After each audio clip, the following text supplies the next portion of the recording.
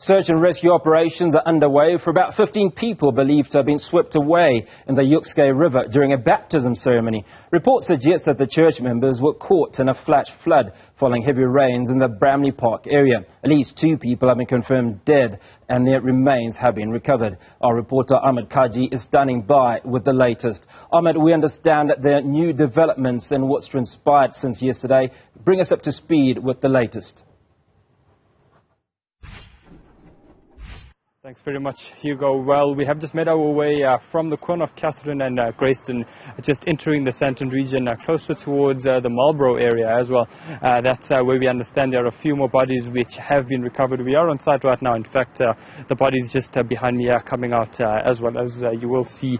Literally, they've been recovered, and I think perhaps we now actually can bring into the conversation Johannesburg Emergency Services, Mr. Robert Mulawudzi, perhaps to just take us through exactly what has happened and what we are seeing right now. Robert, thanks very much for your time today. I mean, we are just seeing a few bodies being recovered right now. Just take us through the circumstances around the last 24 hours and how many bodies have been recovered here today. Yes, this is a culmination of the incident which occurred last night in Collet Drive along Jukskei River Stream, where last night we managed to recover 2 bodies and also 1 person was rescued. And then on this morning, as you see now where we are now, we managed to locate another body, of which it brings now the bodies to 3 at this stage.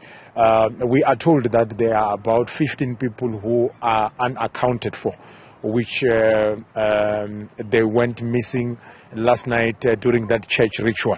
That is where we are now. So we're hoping that we will be able to search through along the Jukskei River Stream with the hope of locating more bodies throughout the day. I mean, normally we would expect a search and rescue operation. Is this now a completely search and recovery operation? Yes, it's a search and recovery. If you look at the time which the incident occurred, it was last night at around 5. Now it's already around 12 midday. So it should be the chances of us, recovering or rescuing, the people who are missing while they're still alive is very slim. So it's safe for us to call it a search and recovery operation. Are you expecting any more bodies to be found in this particular area where we are right now? Yes, we are expecting more because we are told that there's about 15 people who are still missing.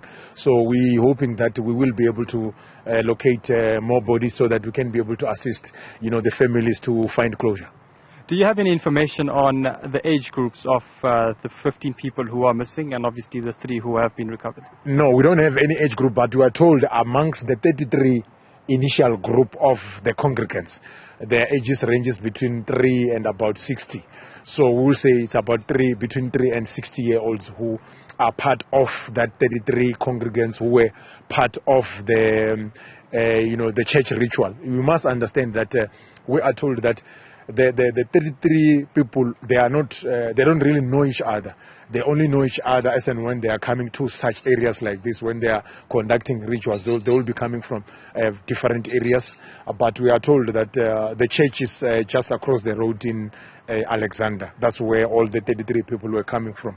When that storm came through, and unfortunately all those other 2 people lost their lives. Yesterday they were confirmed, and then today we managed to recover this body here, and then the other lady was rescued last night. So we're hoping that we will be able to locate more bodies with the assistance of the chopper from the South African Police Service. We've got our colleagues from Gauteng EMS, we've got our colleagues from SAPS Search and Rescue Unit, we've got our colleagues from SASRA Search and Rescue, National Sea Rescue. They are also on board. So it's a multidisciplinary operation which consists of all these rescuers on board. So we're hoping that we will be able to locate more bodies so that we can be able to assist the families to find closure.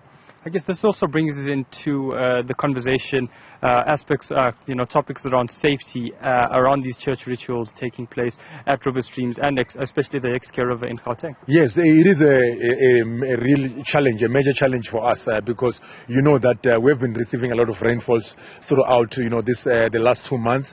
So the water levels are much more higher. So these churches are tempted to come and perform these church rituals in these areas, which is a risk. People might lose their lives, as we have witnessed here yesterday and today. So we are saying to our congregants out there that when they're conducting these church rituals, they need to make sure that they exercise safety measures. They must be in place. Make sure that they put safety measures in place so that we can be able to prevent incidents like this one. As a fire service, we have conducted a lot of training to our congregants, most of the congregants which we know that they normally participate in this kind of rituals, to say these are some of the safety measures which they need to take so that they can be able to prevent these further incidents. So maybe since there is a continuation of this kind of incidents, we have to intensify this public education programs to our residents out there. As a city, we've taken a strategy to say prevention is the future.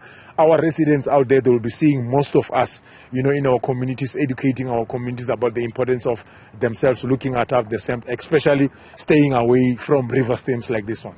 Robert Malauzi, thanks very much for your time today. Indeed, it's greatly appreciated. Thank you. I'm sure we will be continuing to keep tabs as the story unfolds as well. But Hugo, let's just take you through the site of exactly where these bodies were found. We'll just see if there is any other emergency services or anything else that we may not be able to bring to you live. But the stream such as this one comes all the way up from the Jukskei River in the Alexandra Township, and more or less comes down, in fact, from the east of Johannesburg, from the Cyril Dean area, make Bruma around Eastgate, going all the way through Alexandra and then coming through towards Kelvin and towards the northern parts of Johannesburg and the Gauteng province as well.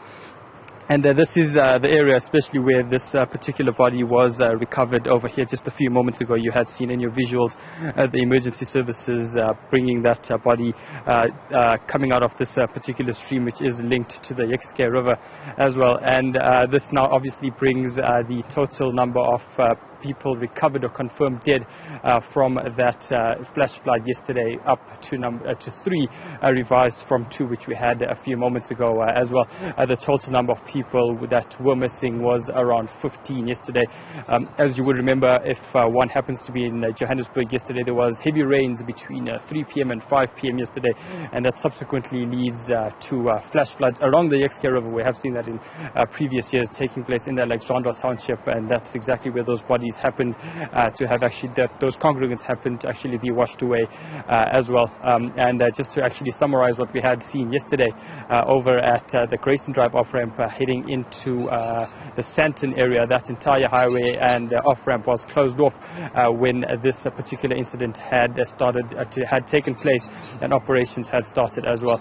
So that was actually closed for a few hours. Traffic had been backed up for about 5 kilometers towards the city center, towards the Killarney area as well. So in terms of the impact, those operations started yesterday, and as we had seen, the third body has been recovered from the total of 15 who still happen to be missing, with search and rescue and search and recovery operations still continuing throughout the day and probably into the new week as well. Hugo. Ahmed Kajee, appreciate your time, and we'll continue to monitor that story as the day progresses.